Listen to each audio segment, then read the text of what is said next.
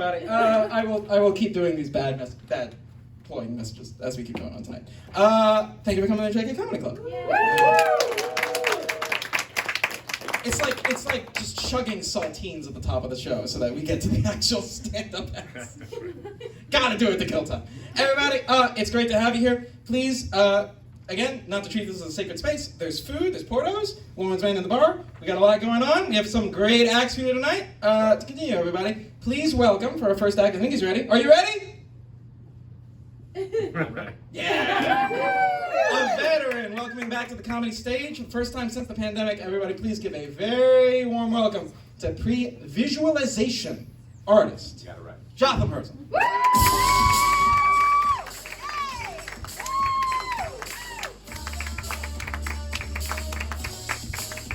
Thank you, Sebastian. Let's hear it for Sebastian. Wow, this is an amazing crowd. Yeah, it's been since before the pandemic. I got up here before the pandemic. So I've had 3 years to work on material. And I wrote it all this morning. I'm not prepared at all. Yeah, I'm Jotham Herzon. I'm a pre-visualization artist here at DreamWorks. It's nice to see everybody. Everybody having a good night so far? Yeah. I hope that we can have some laughs together tonight, but I also was hoping to talk about something important with you all, to tell some stories about a really underrepresented group in animation and in Hollywood in general, and that is my group, which is middle-aged white men. Seriously, I mean, other than all the directors, and all of the producers, and all the writers, and all the heads of department, and all the executives, I mean, where is our voice? So hopefully I can give you all a sort of a unique perspective that you probably won't have heard before tonight a little bit while we talk. So everybody is back to hybrid, everybody is working, happy here at the studio. I literally just came back. By the way, these are my notes. Nothing says 50-year-old white man more than notes written on a little spiral paper. I just started back like 3 weeks ago, hybrid. You know, when they first sent out the email and they were like, you can work hybrid or you can be remote, fully remote. And I was like, well, why not both? Can I just stay at home forever and get up at 8:57 before my 9 o'clock meeting and also be hybrid? Can I do that?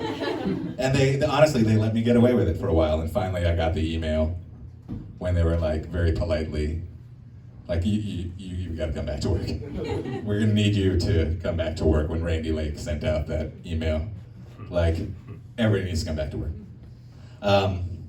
And so I replied, and I was like, absolutely, of course, I'll see you Monday. I'm excited to be there. What I meant to say was, fine, fine, whatever. But I came back to work at the studio. And I realized, like, one of the things I realized immediately was that I wasn't gonna be allowed to wear pajamas to work. So I had to go dust off all the old clothes that were in my closet that I hadn't looked at since 2020. And I went in there and I was like looking at all my little cute outie fits for work. And I was trying on my cute outie fits for work. And I was like, fuck. You know what it's like? It's like, you know that story about the frog in the pot of boiling water? That if you throw a frog in a pot of boiling water, it jumps right out. But if you put it in the pot and the water's cold, you can just heat up the water slowly and the frog won't jump out. Well, if you put a frog in a pot of having to go to work every day and leave the house, that frog will be presentable. But if you put a frog in a pot of a 3-year global pandemic, and the way that it deals with that, and the anxiety and the existential dread is to eat a bag of Dorito chips every day, that frog is going to need to buy a whole new wardrobe. So I got all my shiny new clothes. I feel like a 7th grader going to school. But it's nice to be back to the studio. Is there anybody here that was hired during the pandemic and is just new to the studio? Yeah? It's nice, isn't it? Did you take the little walk around the lazy river where the fairies come out and they sprinkle happiness on you and they give you fresh baked chocolate chip cookies? It's a nice studio. It is nice to be back among people again. It takes a little bit of adjusting, it takes a little bit of getting used to. But there are some things that I do like on the campus. For example, like the paper towel dispensers in the bathroom. They're made for people that like either 1/8 of the paper towel or 75 paper towels. There's nothing in between. And you rip off the little edge and then you have to grab the giant stack and then, in shame, dry yourself with 3 acres of rainforest in front of your coworkers. Yeah, that's fun. It has taken a little bit of adjustment. What I did realize in my first week back was that when you're alone at home, working in your home office, and you've got your headphones on, that maybe there are sounds that come out of the front of you or maybe the back of you that you don't really pay attention to because you're just, you've got the door closed. But then you come back to work and you realize in horror on Thursday that you didn't change anything. And I hope my cube mates I hope they're okay, I hope they can forgive me. It's fine. The other thing is I didn't realize too that now we're both remote and hybrid, so that if you walk into somebody's office or into their cubicle, 99% of the time they're in a meeting, and then you just walk right into it, and I'm like, hey Bob, does this look infected? And they're like, I'm on a meeting with 100 people and Margie. And you're like, oh, hey everybody, I'll take that answer offline. I just slowly back out of there.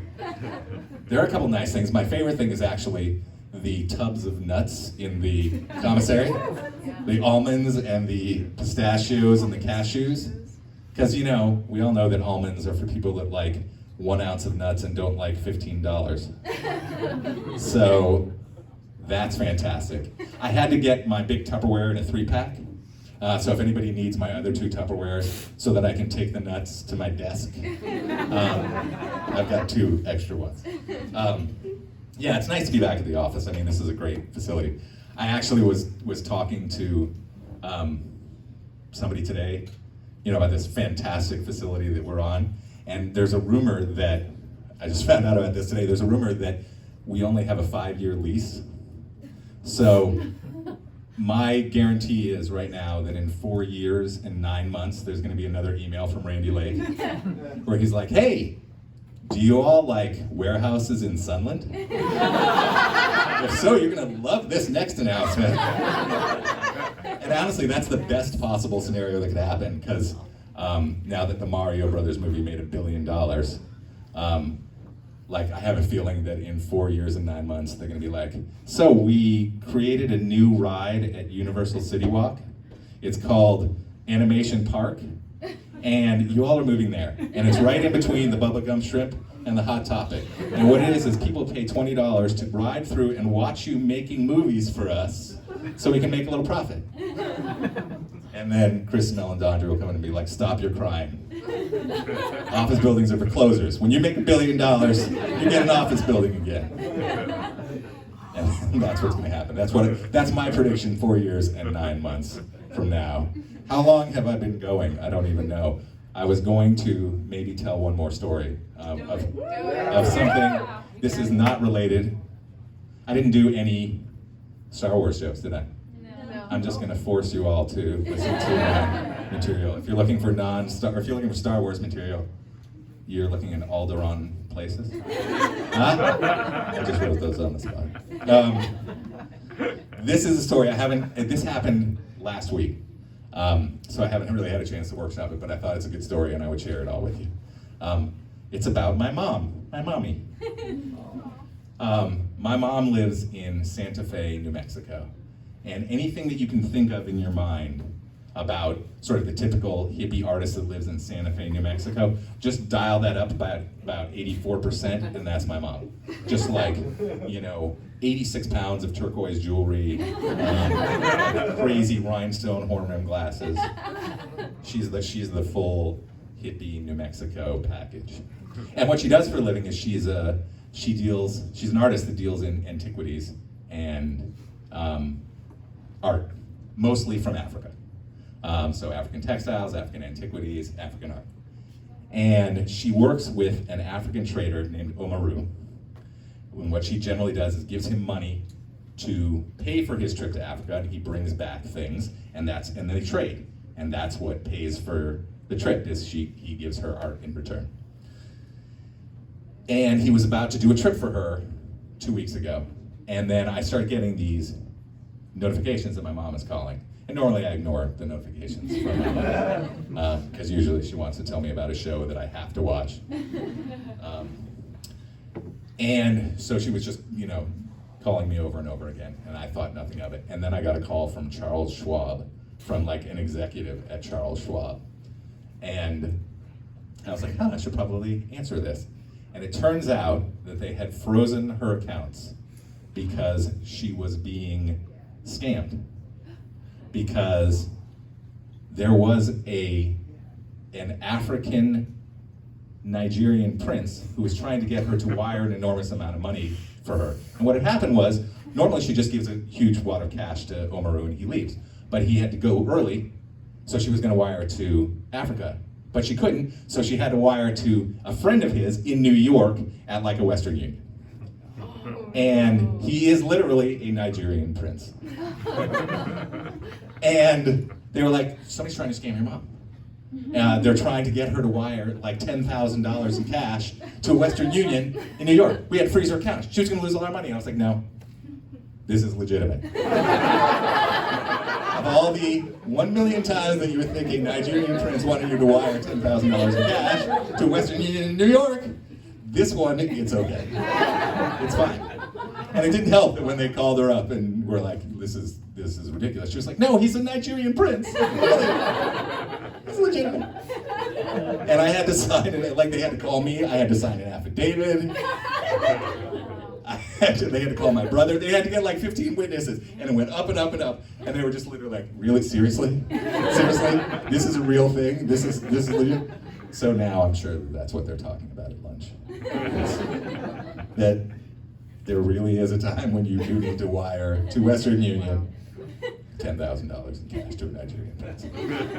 So welcome back from the pandemic, everybody. It was nice to be able to perform for you.